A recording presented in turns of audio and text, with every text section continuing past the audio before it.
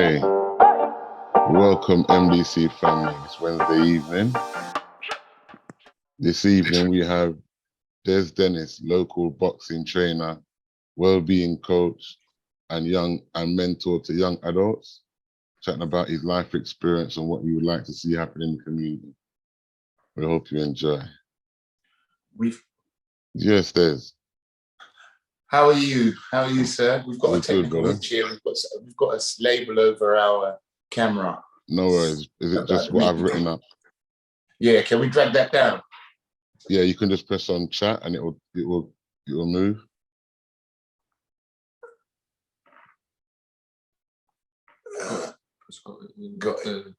Oh yes, there we go.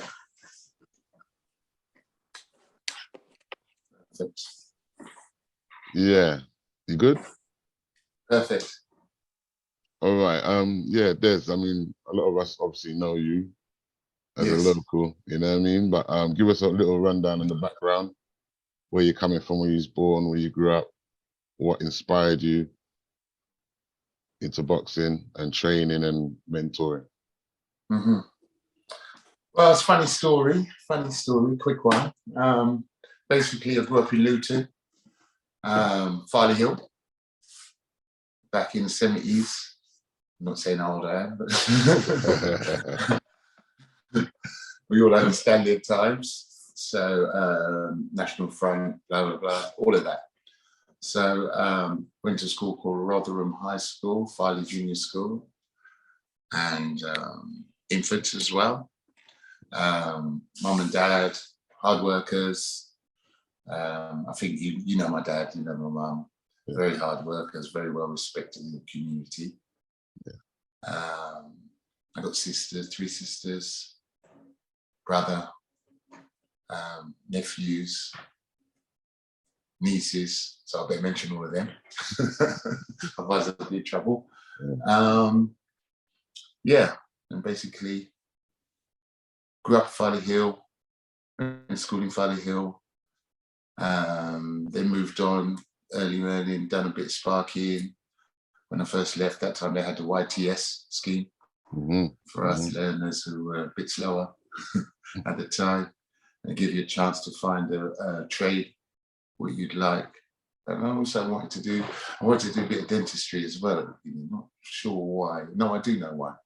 There was a teacher at school back in the day. I won't mention his name, but a very old teacher. He was in the war. And he used to come, art teacher, he used to come over, lean over you and tell you what you're doing. So he had the craziest halitosis you've ever smoked in your life. Yeah, some garlic bread. And for some reason, as a young man, I'm giving, and that's when I realized I was a giving person as well. Because instead of me, most young kids are like, sir, because you're honest and you're young, you know. Yeah. So what's happened, you know? But I didn't. I'll do it the other way, and I thought, how can I help? Give me a chewing gum. Well, not even that. I wanted to be a dentist. Right. Okay. And that's where the career started. I wanted to be a dentist. I went through a little bit of the college, and I saw zoology. Didn't understand that I didn't have to take it, but zoology and dealing with animals. Right. Okay. And I didn't want to go into the animals, and it looked like you had to deal with that kind of aspect of it as well, to understand the jaw and teeth and, you know, incisors and all that kind of stuff. Anyway, moved on and ended up working with my brother, having his own business, very successful business as well. We were doing quite big sites, painting and decorating and stuff like that. But going back to school days, the reason why I started boxing, the original question was, at that time, you know, it was a bit hard at Farley Hill. One day I did get jumped. I think everybody at that time had some sort of altercation with racism, basically. Yeah, racism, basically. Got jumped, a few guys on me. I got hurt, embarrassed, went home. Mum asked me what happened. Then I didn't want to tell her because you know what happened. You'd have to, you know what I mean? She wouldn't be very happy with you getting hurt. So I didn't say nothing. I said, the basketball hit me. I got hit by basketball. You know how heavy they are. So the basketball hit me in the face, and swollen eye and lips and everything. I also made a pact to myself that I would sort these people out when I got older, because they were much older than me. You know, I was only about 10 years old, 10 years old, 11 years old, something like that. 10 years old. Yeah, sorry, 10 years old. And they were like 14, 15. That's a big difference in times. You know what I mean? Definitely. At that age, yeah. 5, 6, 7 guys on you. Yeah. And that's the first time you've ever had that knock in your eye where you see that silver, that light. Oh, and the light switch on. Bling! Like that. Yeah. Swollen eye, everything. Anyway, from there, my older brother was doing a bit of boxing at Luton Boys Club at that time as well, with Reynard Ashton. I don't know, you know. Sadly passed away. Just passed away. He was my mentor. He was one of our mentors, one of our boxers, one of the guys we followed. Yeah, he was good still. As a young lad. Good. Yeah, he was tremendous. I can't give him enough praise. Do you know what I mean? And John and all the rest of them. But yeah, that was amazing. But yeah, I didn't actually start boxing then. I went for a couple of times, but because it was so far, we didn't have the luxury of our parents picking us up and dropping us off. Yeah. You know, and saying it'd be more like, where you going? You want to go in, you read your book. Do you know what I mean? Yeah. So basically, yeah, trotted up there on our bikes and everything, had a few sessions, and for some reason, I was there on the night, quickly. I was there on the night in the youth house. We had Mr. and Mrs. Lee, for those who remember, and those who know boxing at that time, Luton Boys. An old couple called Mr. and Mrs. Lee used to run it. And they'd always give you a hot bovril or a hot oxo, or, you know what I mean? Because it was freezing them times. Yeah.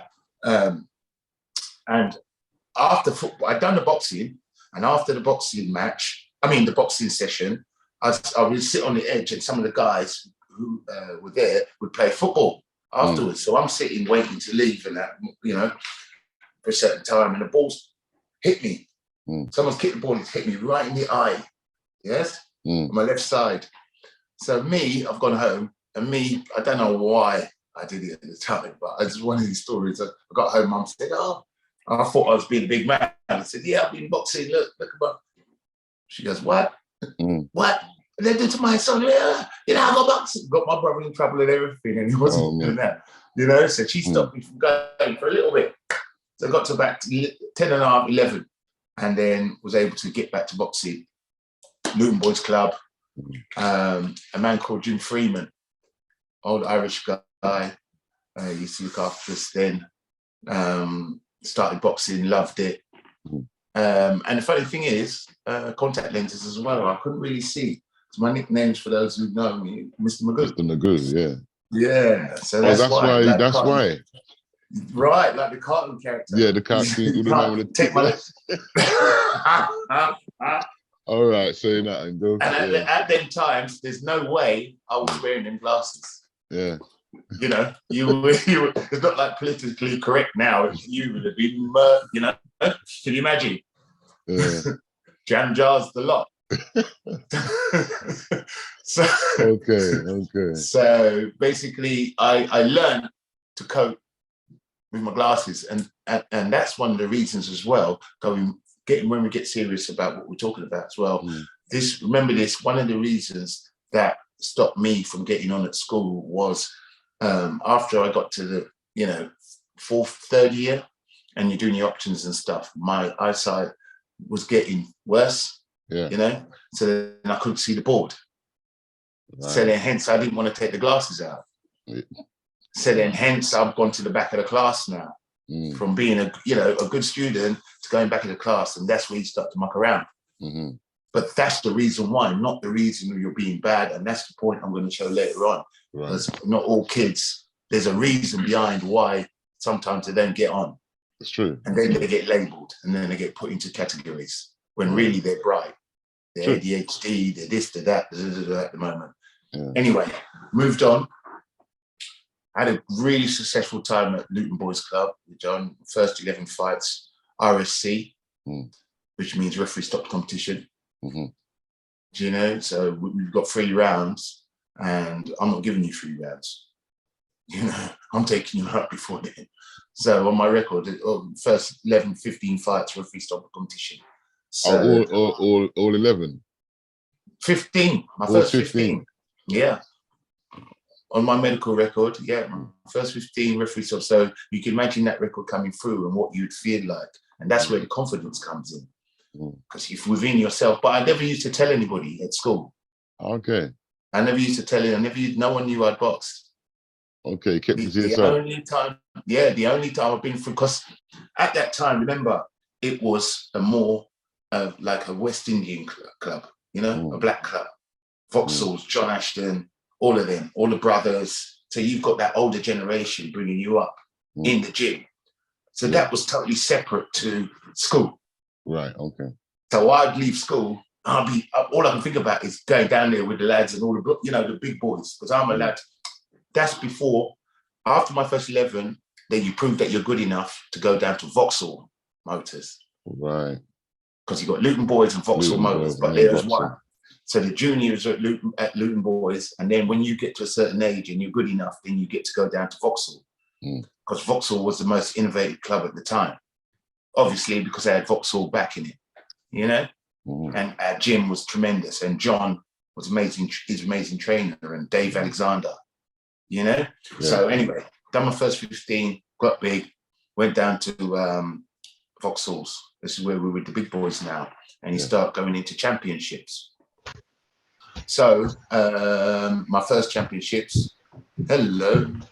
Sorry, 1 minute. Let me just put Andrew on mute. Just coming in. Sorry about that. Continue. Yeah. So my first championships. Schoolboys, I got to the semi-finals. Tall, slim. I'm a tall, slim guy. Very tall. Athletic, athletic build. And I've come up against a young man called Sean Guarnieri. Mind you, remember, I haven't lost yet or anything. You know, so I'm on top of the world as far as that's concerned. You know, Vauxhalls have treated me right. They've told me I'm brilliant, and you're young but coming up. So got to the semi-finals of Sean Guarnieri. I think it was about 14 by this time, and he's got hairy legs and a beard. you know what the gypsy youths, traveling youths. Them he's got a beard. He doesn't look my age. Yeah. You know, no way does he look my age. No way. He's got calves. My little skinny, you know, Usain Bolt calves and everything. He's got these calves that look like the back of saucers, you know, a shield. Yeah, it's like when we went to high school. When we got in the high school the first year, you know, the 5th years, they were all bearded off and everything. You had to look at them and say, "Nah, what's going on?" Exactly. You know, you get that feeling. Couldn't believe it. Couldn't believe it. Yeah. So I've got into the ring anyway, and he's a shorter guy, obviously. And he's just opened up on my stomach. Do you know what I mean? Opened up on my stomach. I never had that feeling before. He's swooped in and he's doing Mike Tyson style and whoop, whoop, whoop, whoop, whoop. You know what I mean? To the fact that I spewed up in the second round. You know, when they get the bucket, you know, you sit back down on the seat and speed up in the second round. Come out, done my thing anyway. He beat me majority. He did beat me majority. That was my first loss. Okay. Cried like a baby. Cried like a baby. No, but I said, was that pride? Well, not pride. No, it was more. How could he do that? How could he put his hand on my face? How could he swell me up? How could he hurt me? Who is this guy? You know, why has he done that to me? You know what I'm saying? Okay. What did I do wrong? No, I'm not. I'm like Reynard. I'm like them man there. No, you can't beat me. You know what I'm saying? Yeah. So, you know, I'm there now. So then the next year comes through. It's a quick story. The next year comes through. It's about growing you. You know what I mean? These things grow you. So the next year comes through. But in between this year, Reynard, all them man, my brother's small, you know my brother. Tyson, he's small, he's thick, he's strong, he's compact. He's horrible. He's a madman, yes. Okay? But don't let him rip you up. And I'm young. and they're opening up my stomach and showing all the moves and blah, blah, blah. But in the forefront of their mind, they already know my opponent.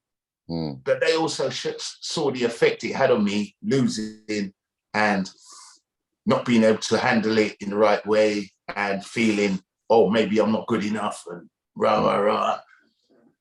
So we got down to, I remember training me hard. John and that was training me hard. And then overtraining, I'm thinking, what's going on? So we get down to Plymouth and I remember it vividly. And we're there and I can see the barrier because we're boxing in the RF place. Because when you go to different championships, you have to go all the way around England and fight different people because they have it at different sessions, yes? Yeah. So then the barrier's gone up and we're going into the RF place. And I remember John looking back at me. I'm sitting in the back seat of the car and he goes, you got Guarneri. What, you waited until you got there before he told you? Yes. Right? He goes, you've got Guarneri. Because my record was, when I go to championships, basically I get there and I've had man pull out on me on the day. They've looked at the record, they've heard you warm up and they pull out. One quick scenario, I'm warming up. You're in one room, I'm in the other room. John Ashton will confirm it. I'm warming up with John Ashton. And we were one of the only youths what used to sleep. We used to sleep before we fight. Everybody, all the other young men would be running around and we'd put our coats on and sleep before the fight. John would come 4 fights before you go on, get up, splash us down with cold water, get yourself ready, do the pads, everything. So I'm in the room, 8 punch combinations, all that kind of stuff. Next minute, the door's knocked. The young man next door, he's pulled out.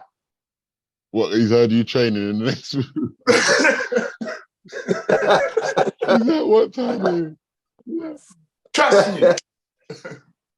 He's pulled out, you know? He's pulled out.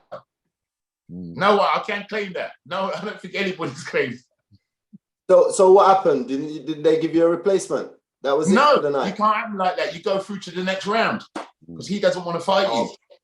Yeah, so then you go through to the next round. You know what I mean? But what I'm saying, the building the character of the person and your people around you and the trainers and everything and the mentors around you, they're in my lifetime, I can guarantee there's no way I could do that. I'm not knocking anybody because everybody deals with certain things differently. But if you've then trained for something and then you put all your life and your effort into something and then you decide to pull out at the last minute. No, that's not what life's about. You know, you go for it. You go all the way, you know, and you go through to the end. And that's what I try and show the kids. So this is what we did. We went back and going back to Guarneri. We went back. I beat him, you know, unanimous decision and moved on from there. Then I won the ABAs. I won the NABCs. Everything Anthony Joshua's won, apart from world title, I've won. Oh. Hold on. Apart from the Olympics as well. Apart from the Olympics. Right. So what was your purpose for getting into boxing? Was it just for... Well, first of all, as I said earlier, it was...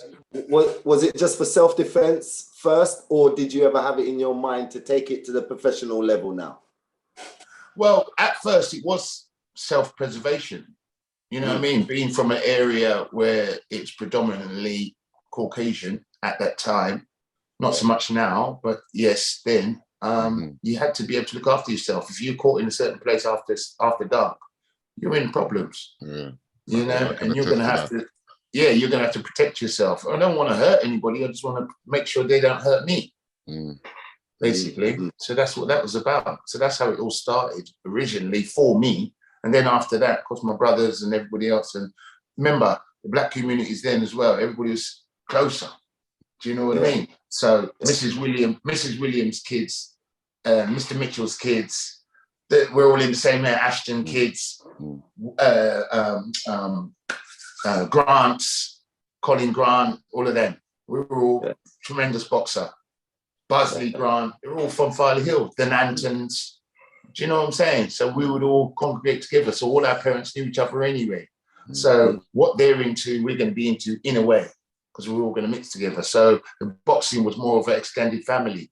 Yeah. Yeah. So how far did you go in boxing? Well, basically, as I said, champion of England twice. First one's ever done that. Won the ABAs, won the NABCs. Got represented, was given a scholarship to Crystal Palace to train. All of that kind of stuff. Yeah. And then got to a certain age where why I gave up the ice, and Vauxhall at that time started to, there was a bit of, there's an altercation with the sports corporation at that time. So then that's why the gym started to shut down, because Barry McGuigan and all of them guys had come and trained. Young England used to train at Vauxhall because the facilities were so good.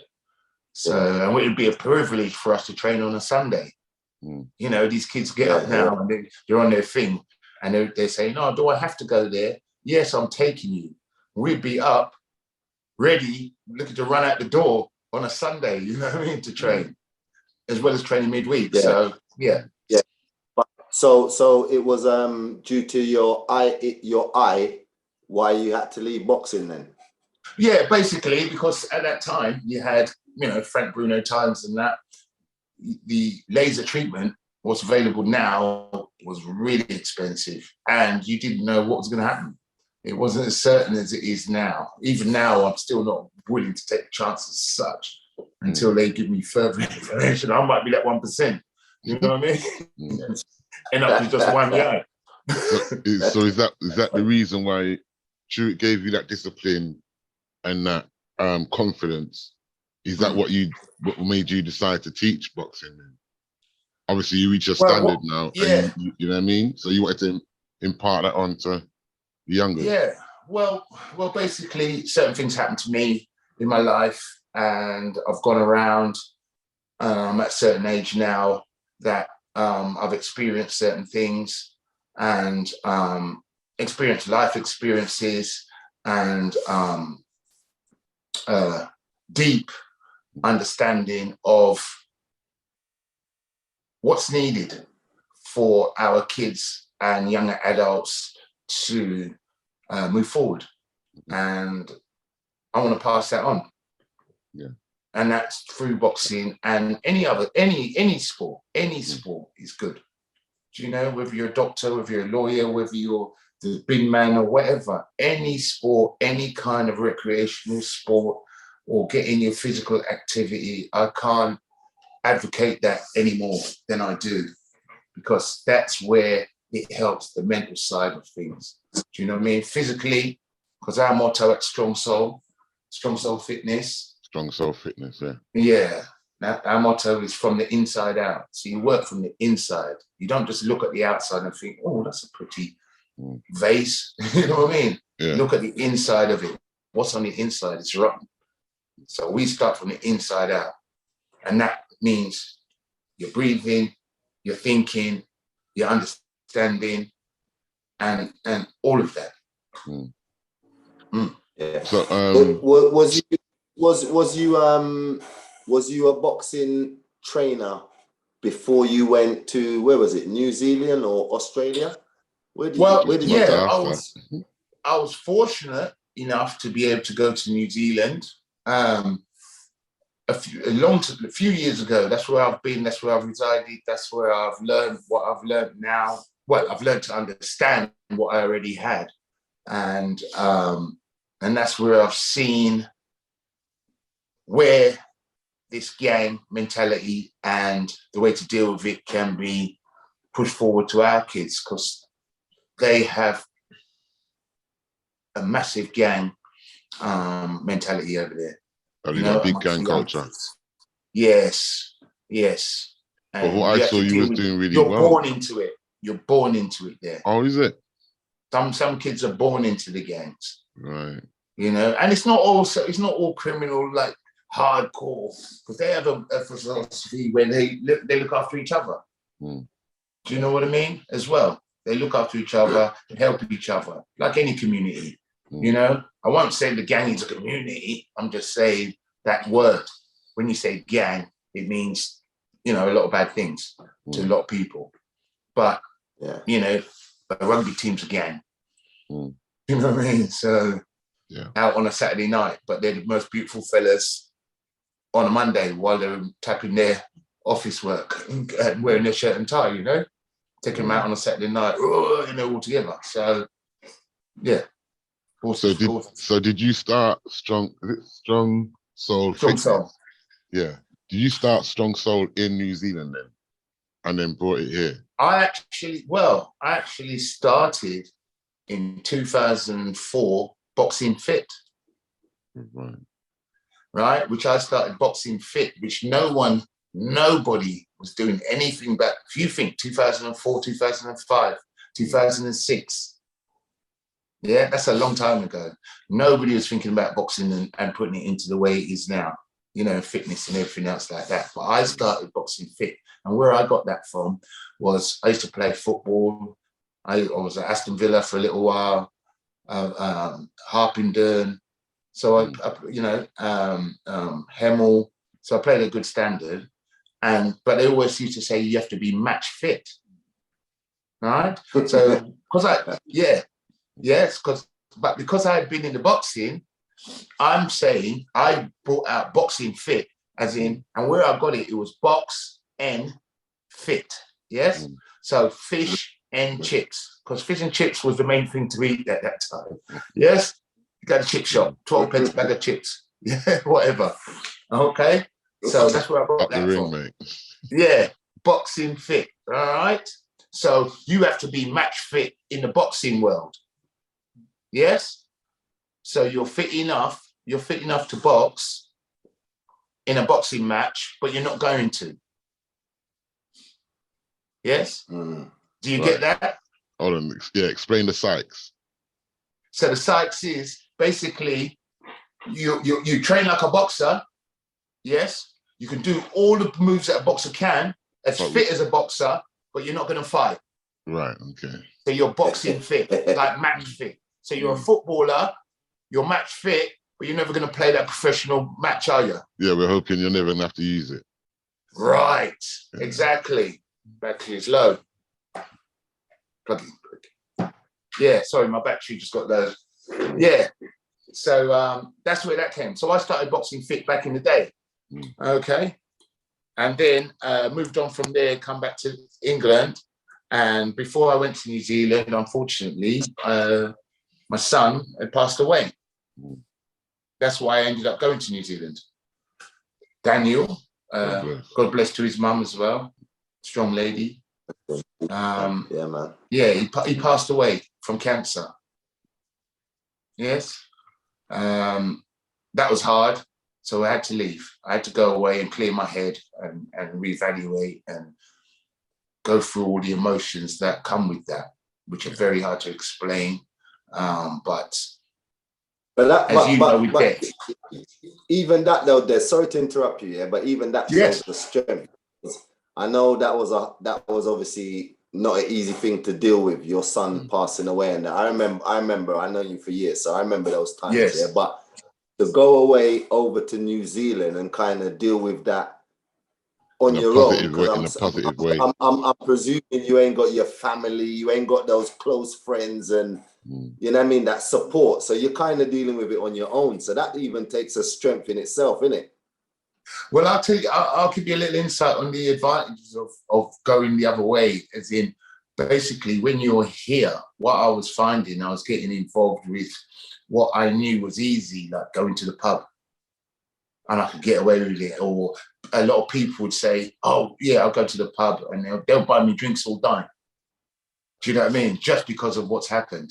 Yeah. And that was very easy to fall into. So you're drinking and you're drinking and you're drinking and you're drinking. And you're getting sad and you're drinking and not knowing that drinks are depressant, because I was never a drinker. So you can imagine the little piece is going to mash me up. So then that's why, I remember you'll be putting them away, brother. I remember. Yes. Putting them away, bro. Exactly. Exactly. Do you remember them times? And it was crazy. I'm going a bit personal, but this is what it's about, to let people know. This is why I know about mental health and how you feel and everything else like that. But because it takes you to a deep, dark, very deep, dark place where myself and a very close friend of mine who you know, Johnny B. Yeah. You know what I mean? Yes, God bless his soul. We've been through a thing where you just can't explain it, because you're talking to this person you produced, you're with them, they're showing you unconditional love, and at the end of it, you can't do nothing to help them. Yeah. And they might even ask you for that help. Daddy, help me. And you know you're helpless, and it's out of your power to do anything. You just can't help them. And that's your son looking up at you and saying, help me. Don't let them do this. Help me, Daddy. Yeah, that must be hard. You know? And you look down in his face, and what do? You hold him and say, no, they're going to cut you again. After he's been cut twice before that. Okay, so you know, so that's life. That's what it's all about. This is what it's all about. This is why I started this film. To question strong soul from the inside out. There's my soul and my emblem. Look out for our. Okay, that's our logo. The boy. This is my son. This is the inside son. Sion, Dalton, Daniel, and my baby girl Avea. They're all in that one link. Oh, that's nice. Okay, so look out for our logo. Yeah, that's nice. So nice. You started Box and Fit in New Zealand, and then when you came to England, come back to England, you started Strong Soul Fitness. Yes. Right. Simply because I come back, Luton changed. I couldn't even get onto the motorway. That's how long. That's 16 years. 15 years I've been away. So I come back. I couldn't even know how to get off London Road to get onto the motorway, to get into Luton, you know, because it's all changed. You wouldn't recognise it because you know it. But even I still call the old road, you know, the new road. You know, you know, to go from where 50 used to be to go up to new Telford Way. Telford Way it's called, isn't it? But yeah, that's why I started Strong Soul, because I saw, and I come in, everything's changed. Yes, basically everything's changed. There's nowhere for the community for us. You know, as I said, there used to be, you know, 61, Youth House, 50, even Dutchman before that. At least it was somewhere where Black people could congregate, people of color, you know, congregate and have somewhere to be. We have got, I mean, I'm not saying anything, but basically you've had St. Joe's, you've got Celtic Club, you've got all these places who have been around for years. Yeah, we've got one of the oldest football teams running, Ebony. Still running, thank you to the young Ebony stars right now. Do you know what I mean? Yeah, bringing that through. But there is a young community out there working, you know, they're vibrant, they've got money, you know, they've got good jobs. They are. Some of the youngsters now, when I look at them, they say, oh, I'm in the bank. You know, I'm doing this, I'm doing psychology, I'm doing, you know, chemistry, I'm learning to be a doctor. But there's other young adults who will be left at the wayside for example reasons, like I said, for me, my eyes. Do you know what I mean? There's another 50 like me in the community. Can't really see, so then they don't do their schoolwork. They haven't got the confidence to ask. They just haven't. They don't want to be taken the mickey out of in a life where it's Instagram and all of that, you know, and internet. So when I come back to Luton, I'm looking at all the kids and our kids, you know, ethnic minority kids, you know, low-income kids. Same as usual, but they're all our kids, my generation kids, you know? Yeah. And they've got nowhere to be. They've got nowhere to call their own. They've got nowhere. We should have a community centre. By law, we should have a community centre. And that's what I'm going for. Yeah. That's what I want. That's what I want for Luton. This is what I want Strong Soul to be. For my Daniel, because it must have been something why I've come back, you know? Yeah? Not only for whatever troubles and whatever stuff and difficulties I had, yeah? I'm talking about when I left, I knew there was something, because the way I left, it was like I had something to do before I go. There was a couple of things I needed to do. Keep my son's name going and everything. Do you know what I mean? And leave that. Then I'm happy. A legacy, yeah. Des, how long was you away for? Just to give a time frame. About 15 years. About 15 years.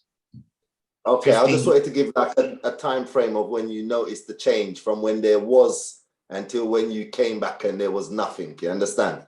Yeah, that's why it's 15 years. Because I've been back a couple of times in between, but I didn't really look around. There were still things going on.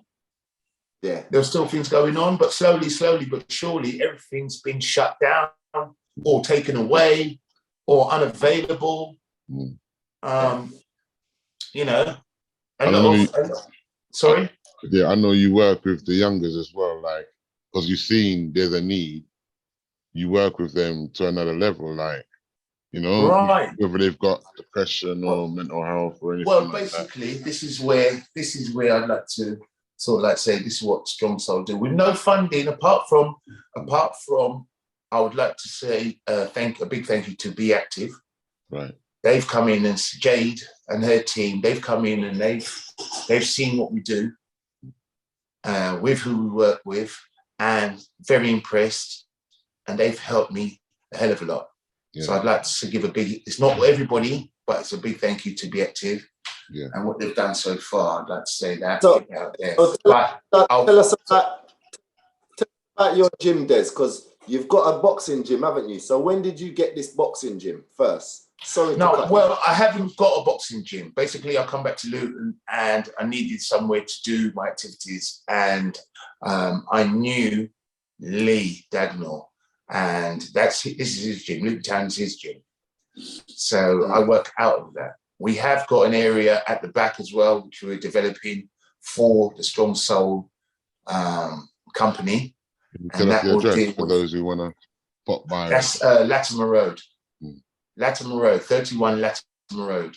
So those who want to come down and get involved, best to just go onto our Instagram, Strong Soul Instagram, and book it. You can book in there. There's someone there who will take your booking and book you in, and we can go from there. Any schools, all that kind of stuff, because we work in schools too. But before I go that far, I would like to introduce you to, and then you're right? Yeah. And you'll be able to understand exactly what we do. All right, this is one of your prodigies, yeah? Yeah, this is one of a very close friend of mine now, yes. And, but when he first come to us, he was a different person. So to what he is now, but Albert, he's one of your souls, yeah. Yeah. He's one of the original Strong Souls. There you go. He's come through as a Strong Soul so far. So then you can hear from yourself. And I've only I called him and said, "Would you like to come and say something about you? What goes on?" He said, "Yeah, I'll do that." So I'll let Albert tell you a bit about his life. How's that? And then you can see what we're doing. Yeah.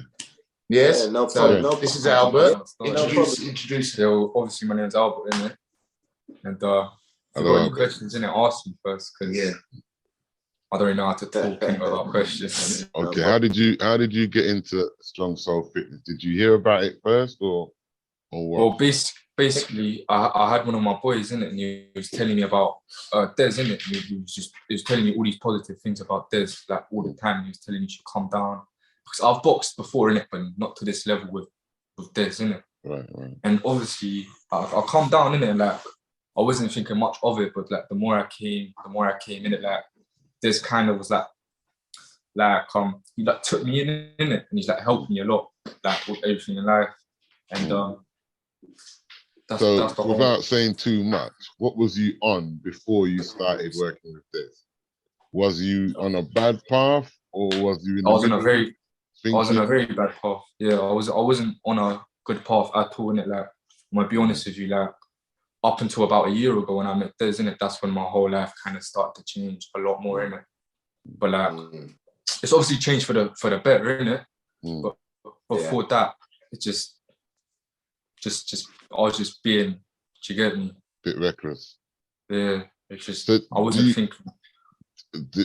What is it for you then? What is it that strong soul fitness does for you then? Like, what is it? The discipline, It builds the my confidence. character. It like really builds my character in. Every time I come down here, and I don't always put 100% in, but when I do put 100% in, I can feel my character building, and I feel myself getting more confident as days come along, innit? And Des has been there to help me, innit? And the only reason it's happening is that Des. We're guiding you, and yourself. And myself, obviously, I'm putting my mind towards it, but without Des and like his information and his guidance, everything in it, you get it. Yeah, that's good. We try and make it more of a. Even though everybody has problems, there's a light, you know, and everybody talks about this light at the end of the tunnel, but there is a, because I've witnessed it myself. I've gone to the deepest, darkest areas in my mind, you know, and when I see people like, or meet young people like Albert, what are you now, 18 years old. He's 18 years old, you know, and without going too deep, if you don't mind, you know what I mean? We was even having a conversation the other day, you know what I mean? And he was younger, and past things like coming out the system and then being at a certain age, they don't deal with you, they don't help you so much. So then he's come out the system, and then he's left on his own, and he has, you know, birth certificates, all that kind of stuff hasn't been passed on, or you know, hasn't been dealt with and said, here's a package for you. You're now 18, we're going to put you in a big wide world. Here's your aftercare, and how do we look after you? How do we show you how to be a young adult now? Do you know what I mean? And that's where we want to come in, Strong of Soul want to come in again and say, well, no, when that young person's out of the system or coming out of the system, they don't just say, well, we've paid you enough, we've given you a little bit of money now, there you go. Do you know what I mean? There's a backing, there's someone to back them, there's someone to show them, well, no, you go to this area, that area, this area to get what you need to then bring you forward to adult life. Yeah. Do you know what I mean? And that's what's missing. That's what's missing right now. So that's you as a guidance and mentoring. Basically, yeah. Good. That's really but good. You can do it to a certain level. But remember, these young people still have time on their own. And the time on their own, that's the time when everybody, like yourself, you're right here now talking. But when you go home, 12 o'clock, if you're not asleep, you're thinking. You know what I mean? You're worrying. You're worrying about your future. You're worrying about what do I do? How am I got a job? How am I going to get through this? Do you know what I mean? Yeah. And there's no one there at the end of the phone, or no one there until a certain time to say, don't worry. And that's when all these problems happen, whether it's self-harm, whether it's, deal with that too. You know, people self-harming, people wanting to commit suicide, just for thinking just like that, you know, just for maybe not having his birth certificate or not having a passport issued. You know, it's very simple. What you can escalate, and if you haven't got someone around you to say, "Don't worry, it's there. It's a problem, but it can be fixed." You're then trapped in. You're then trapped in that avenue where you can't go anywhere, and then the only way you see out is to self-harm or to do something, or go out and stab somebody, or go and rob a shop or something. Do you know what I mean? And that's where problems start. So what we're trying to do is annul that. Annul them thinking, annul that thought, annul all them problems, and give them a better start. It makes a big difference if there's someone else to talk to about it. Yes. Especially somebody with a bit more experience as well. Yeah, and the knowledge there's as well, and like the stuff he's been through in life as well. Yeah. That he talks about, isn't it? Okay. Daddy had a question. What would he like to achieve? What, me? Yeah. What would you like to achieve? Well, both obviously, it's with me, my mind is just on boxing right now. I want to achieve to obviously become a professional boxer, innit? Right. That's But in between that, I would like to say in between that, Albert, this is another thing as well. Boxing's there, right? But only for a certain time. Yes? Yeah. If you're going to be a boxer. So then you've always have to have, like everybody knows, something to do in the end.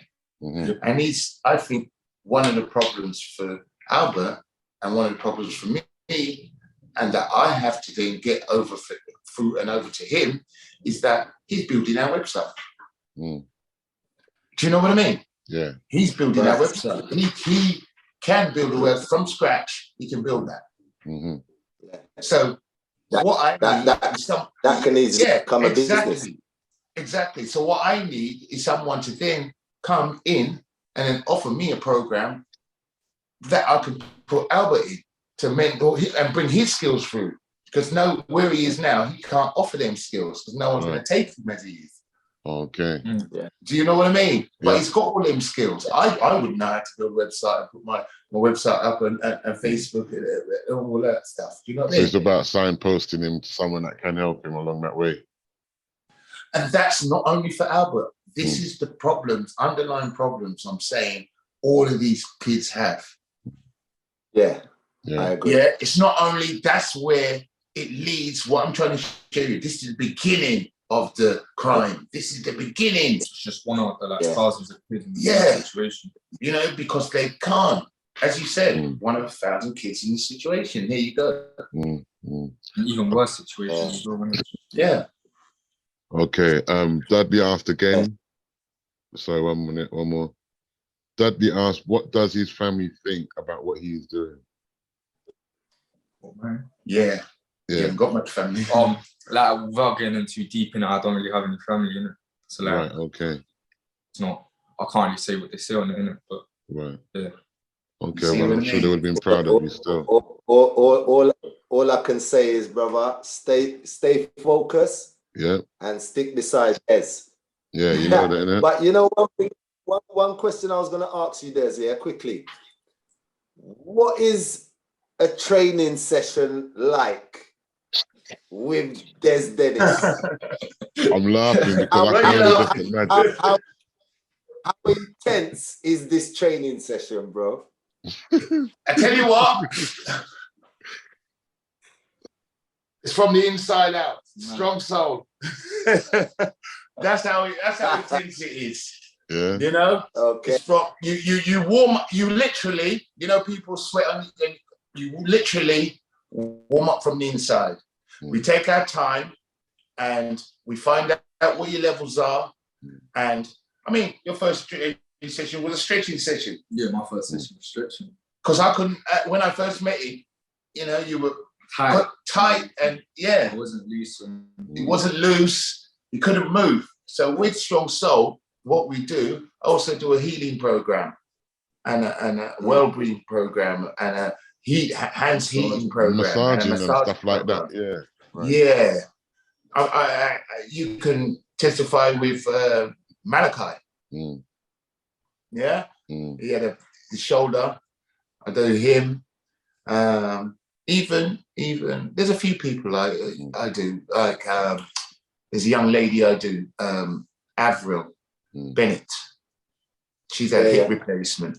Yeah, she's a hip replacement. No help, no true help from physios and that. So I said, wait until they've done, and then I'll come in, because I didn't want, the way I do my healing process, I didn't want anybody to say, oh, you've mucked around with our traditional ways and all of that. They've left her after 12 weeks, and basically she's hobbling.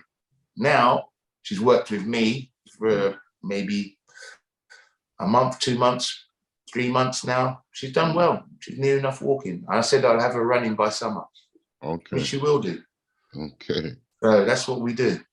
All right. One more question from Andrew Morrow. Says, does having a young role model like Albert, who has shown how someone can turn their life around, make it easier to reach out to other young people in a similar situation? Does Albert speak to other young people about the program?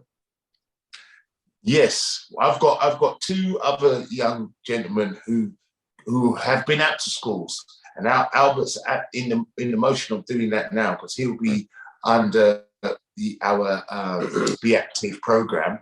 Yeah. So in the end, after I've taught him all his moves, what he needs to know in boxing, then we'll go to pads, then we'll go into the way I'll take him with me into the school, and then he'll watch what I do, and then he will then progress from there. Okay, that's good. Black, you had a question?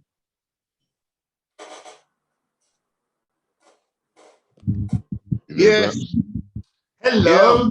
Hello. Famalam. Wow. Hello, how are you? Nice to see you, cuz. It's always good to see you, man. How you feeling? Blessed. Blessed. You good? Yeah. Right. So, yeah. So, you know, me and you go way back. Yes. Yes. We've been through some shit. Family. Yeah, family. So, because I know our backgrounds, I can I can ask this question, and you'll understand what I'm saying. Yeah. When I get my academy going again, like town centre, it'll be about 8,000 square foot. Yes. Right. So, would you rather have your own gym just for boxing, or would you come under our roof basically and work out with other instructors? Because when we had the Warriors workshop at the beginning, we had 9 instructors from different systems. So you would be one of like 6 or 7 martial arts that would be taught there. Would you rather have just boxing gym, or be under the guise of the academy, which teaches mind, body, and spirit techniques? We deal with finding a job, all the real education stuff, everything. We've got a whole curriculum, blah blah blah. We could help out, but easy, no problem. That's what we've got. That is exactly already. Yeah, that's exactly what we got. The well-being, the mentoring, all of that through dance as well, because we've also got a dance program where the blokes, some blokes as well, and the girls, the young girls out there who need mentoring as well, who are the guys who are in the gangs and that's their girlfriends, and the ones who are high achievers as well. We do a dance program where they can come in and dance away and get jazz through. Dance. Sorry? Jazz dance. All kinds. Come on, man. You know it's going to be jazz dance. He's brainy, man, because he knows it.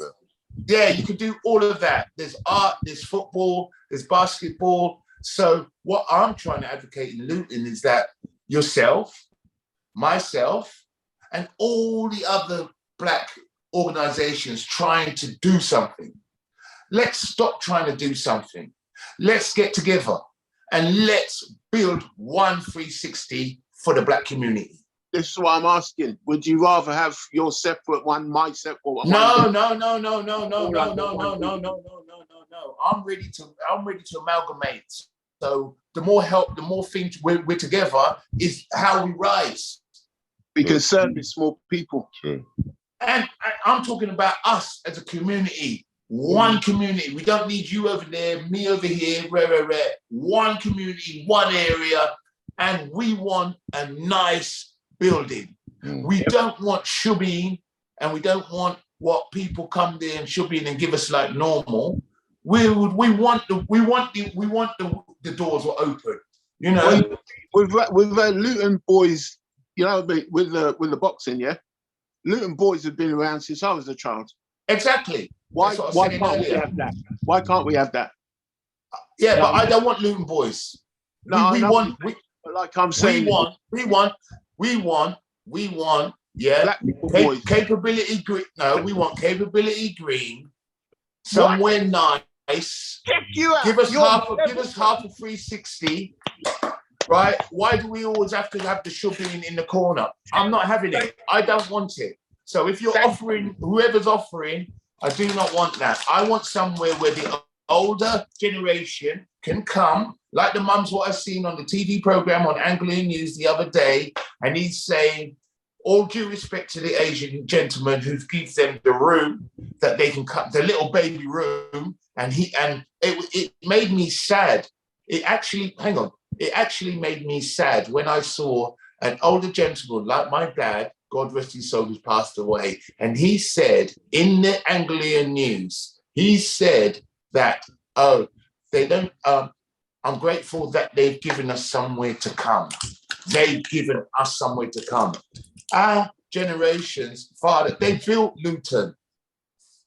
Yeah. They all worked all over Vauxhalls everywhere, right? And we have got no centre for them to come and have their breakfast. I want a centre where, hello, ma'am, just like everywhere else. When my old grandmother walks in there, there's someone at the door, dressed smartly, not shubbing, dressed smartly. Hello, ma'am. She walks her through for a morning breakfast. They can come there. You're 60 odd, you're 65 years old, you bring your pensions thing, and it's not a shubbing. It's fancy, it's nice. It's got nice gardens. They can come there and sit and relax. They don't have to be stuck on their own, right?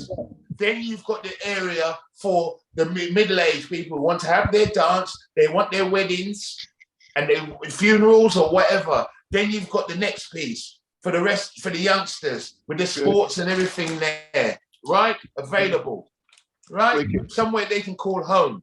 Not some shubbing in the corner where you don't know who's there and policemen around there 24/7. And no, them days are done. Facility, man, a facility. Right. This is what we're about. So yeah, if we're talking like that and it's nice and it's not in the corner, then we can all amalgamate together. I'm getting funded this year. So it'll be open in about September. So I'll be talking to you again. Well, you know, however it goes, V, you know, we did have a conversation way back. So yeah, I'm up for it. I'm up for it. I'm up for anything that's available. We've got a question again from Andrew Morrow, going back to the boxing. Yes. He says, question for Des, one that I ask any boxer I speak to. The very first time, this is a good question. The very first time you took a boxing punch, what went through your mind? What drives a boxer to continue and take more punches? Does it go against any natural instincts? No. Well, put it this way. The first art in what we were taught, and they never started to talk about it till Lennox Lewis started to talk about it, but John Ashton and, as I said, Jim Freeman, older Irish man who I respect from years, right? They taught us then. Remember, we grew up with men like Muhammad Ali and Sugar Ray Leonard and Hagler and Hitman. Now, Ali wasn't a man who took punches. They say he did, but it wasn't that. I don't think it's a boxing what done him like that. He already had Parkinson's and stuff. You know, Jamie Lee Foxx, the one who done, what was it? The skateboard, you know, the old skateboard film. Back to the Future. Oh, yeah. He's got Parkinson's. Do you know what I mean? Yeah. So no one's saying nothing about no licks he took. So I'm not saying that. I'm saying Michael J. Fox. Michael J. Fox, that's Michael right. J. Fox. So, you know, basically, where was I? I'm sorry. Yeah, no, the question was, what went through your mind when you took your first hit? Yes. And what drives you to continue to be a boxer? Yeah. So basically, I weren't into taking punches. And as I said earlier, from my eyesight, that's what made me evade punches, because I'd be seeing double. So imagine that. I'm a young man and I'm seeing double. For me to get that far, you know what I'm saying? And what I did with boxing. So remember, it's blurry. You can't explain what it feels like. Once our eyesight goes and it's blurry. So that's how I would box. So I would anticipate you punching, and as it comes to here, I've seen it. So that I've got to move early. Okay? So that's how I got to evade and not receive so many punches. And my nose is still straight. So well, this is what I say to any young man who has a trainer. If the trainer comes up to you and he says to you, it's all done. I'm a boxer, I'm a boxing trainer, I'll say, no, you're not a boxing trainer or a boxer. You've been taking leather on your nose. Because remember when we first came out, Enough of them boxers' noses just twisted off, you know. You have to wonder. Well, that's what I'm saying. You're not a boxer. You've been taking licks. Mayweather advocates one of the first men, and I rate him. He advocates not to take licks, just don't get hit. So when I took the first one, it just made me, to answer the gentleman's question, it just made me more determined to be better at my job. Yeah, more determined to evade and slip and move, you know, and made me more determined to be stronger, so that when I do connect, he goes down, so then I haven't got to evade no more. It's over and done with. So, that used to be the thing back in the day. Bang him out. Right. Straight, no long thing, you know, tussling, bro. Exactly. And that's what Mayweather, Tank, all them, Gervonta Davis, they all try and advocate now. Do your job, because it's a brutal sport, you know what I mean? Do your job early, get out there early. None of these. Back in the day, they used to do 15 rounds. Round 12, round 14. That's not me, mate. Wow. That's too long. Yeah. That's way too long. Medical reasons, they brought it down. They brought it down to 12, then they brought it down to 10. Way too long. All right, so, that's what it taught me. It taught me, it made me want to get back in the ring and evade.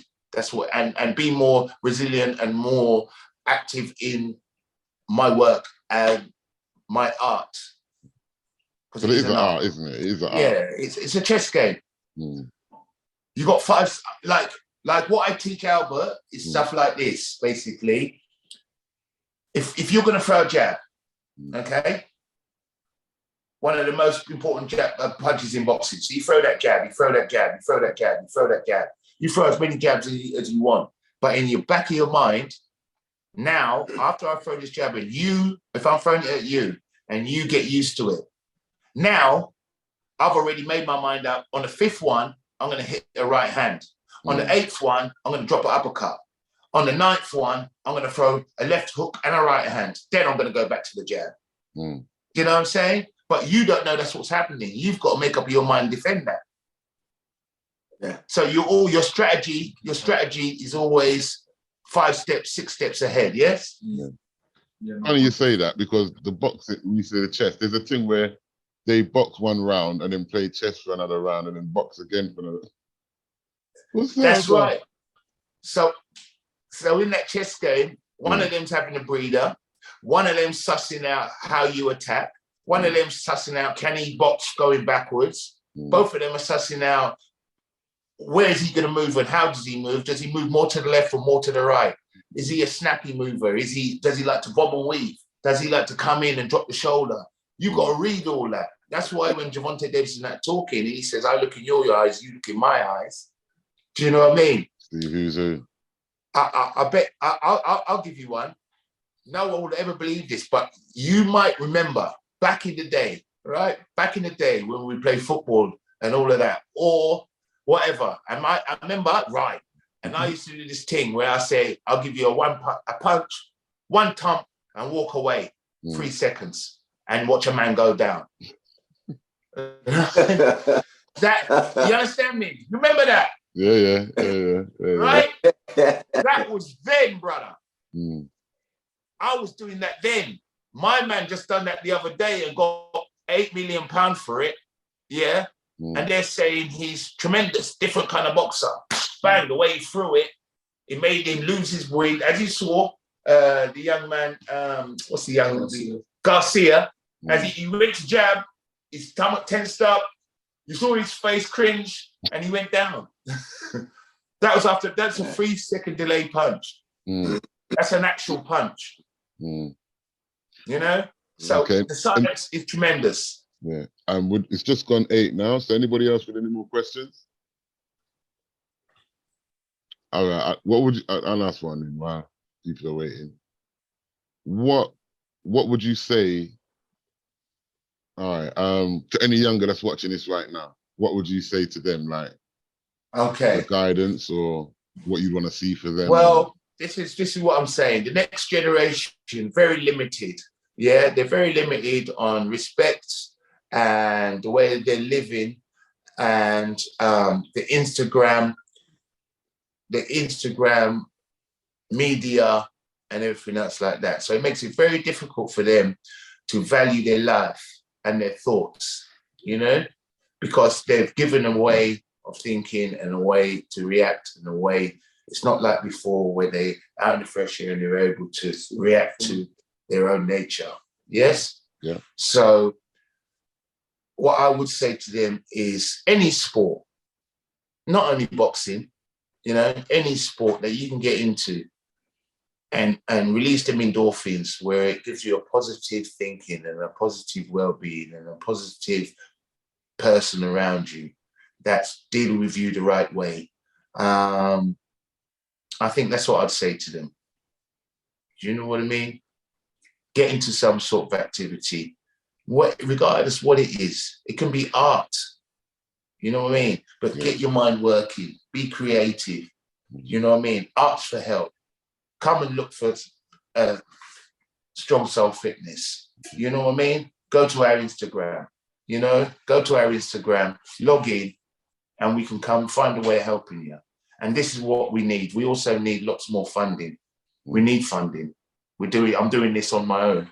You know what I mean? We're working and doing this on our own. We're getting our own funding for this thing. You know what I mean? No one's paying us. So I would say, look for us, look for Strong Soul Fitness. Come and see us, 31 Latin Mile, or talk to somebody. The best thing for the young person to do is talk first. Talk to somebody, let them know, and then come and see who you need to see and get in contact with us. Okay. And you're on Facebook, Instagram, and Twitter, yeah? TikTok, sorry. Okay. Yeah, so Instagram is great.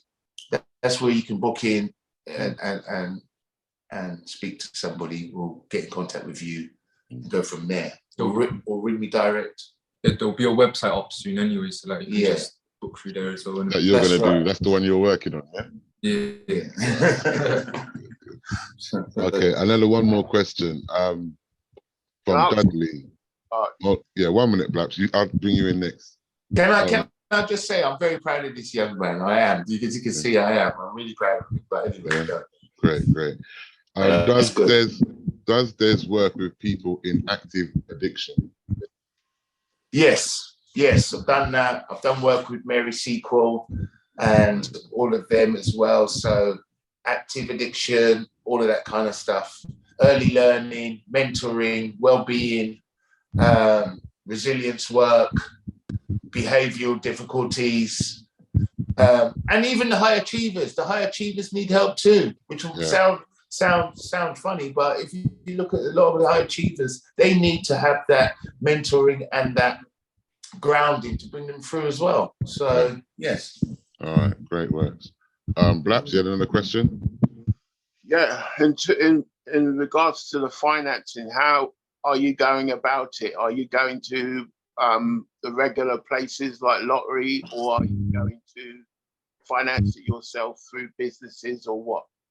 Because we're doing all of the above. All the people who are willing, as I said, be active have come in and they've shown great help and they're willing to carry on with us. BBK Builders, they've helped us. And that's what we're looking for, funding to help and bring this community and get us through, yeah. Have you thought about, because Albert seems like he's got tech savvy, so have you thought about building an app? Whatever comes to the table, because not everybody knows everything. So I might know about the active, but then I don't know about Steve and James at the other end. Do you know what I mean? So later on the Instagram, hit us up on the Instagram, cousin, and all of them kind of things we can go through. No, I'm saying I'm developing 3 apps myself because apps. Okay, but that's what I'm saying. If you contact us through the website, and then you can hook up with Albert, and then you can talk, and then get things going like that. Not a problem. Okay, no, okay, I'm not sure you. Okay, no, I'm okay. I'm developing my app. My app's fine, but I've got 3 of them getting built. What I'm saying is that you should get Albert to make an app for you. What I'm saying is, right now we don't need it. It's Strong Soul. Don't worry about your 3. All we need just need the website. Yeah, we're good. We're good. All I want is just us to get together, deal with the kids. We can worry about the apps for the app site and all of that later on. All we need to do is get it out there. It's enough money in the app, man. Get an app. Get an app. Okay. But obviously we need to lay. Okay. All right. Bless. All right. Des, Albert, thanks for your time, man. Much appreciated. Thank you. Yes, there's enough love for that, man. Yeah, enough respect. No, thank you guys. Thank you guys. Yeah, listen, I'm brilliant with what you're doing. I'm really proud of you guys as well. What you're doing, it's brilliant. Yeah, bro. Trying. It's awesome. Yeah. You know, keep the good work up, and we'll amalgamate. We need to all amalgamate and have all of us under one building. As I said, 360. Yeah. And we're all the radio, everything, the Instagram, what you're doing, and all the help you're giving out, because you're bringing it to the community as well. So why can't we have it all in one building? Yeah. That's right. That's what's needed. Yes. So let's work to that. Let's get it out there. Let's see the powers that be as a collective. Yes. Because we're our big boss. There's no one boss around here. Everybody's one. You know? And that's our problem. That's the Black community problem. Everybody wants to be a done. Instead of us making the syndicate and having our table of mentors who run that. Perfectly transparent, perfectly true, and then we'll be fine. Okay. And that's how we'll build a community for Luton. You've got clapping hands from Dudley and Andrew Morrow. Oh, thank you all. Yeah, I really everyone's appreciated your time today. Please help us with Strong Soul Fitness and what we're doing. And we will be running, if you don't mind me saying, we will be running a free fun day, Stockwood Park and that. We will be running it for Strong Soul, and there'll be dance, there'll be music, just for the kids to come up and have our community together. So look out for that. That'll be coming up very, very soon. You know, as the weather gets warmer. Post it on Instagram. Yeah, we'll post it on Instagram. We'll post it with you guys. And you guys will be there. Yeah.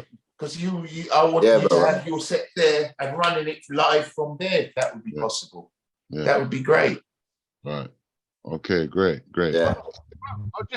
Nice one. Nice one. Please, one little thing. There's do you know Marina Viney? No. She's running a health expo in June 11th. Okay. It's going to be running from Hightown Rec. Okay. I can't be there. I was supposed to be one of the presenters. I can't be there because I've got to be up in Scotland, right? So can you go in there and do what you do? Do your talk? We would have to sit down. Yeah, we'd have to sit down, have a quick chat, and do that over a cup of coffee. Get it sorted. Yes? All right, bro. No problem. All right, my brother. All right. Desmond Clark says, well done, Des. Thank you, guys. Enough love, Albert. No, respect this, Please, as I said, nice one. Help us out. You know, look for us. Follow the logo. Follow us. Social media. And whatever you can do to help, funding-wise, money-wise, to help these guys get their kits and trainers and stuff like that, that'd be great. Bless. Bless, brother.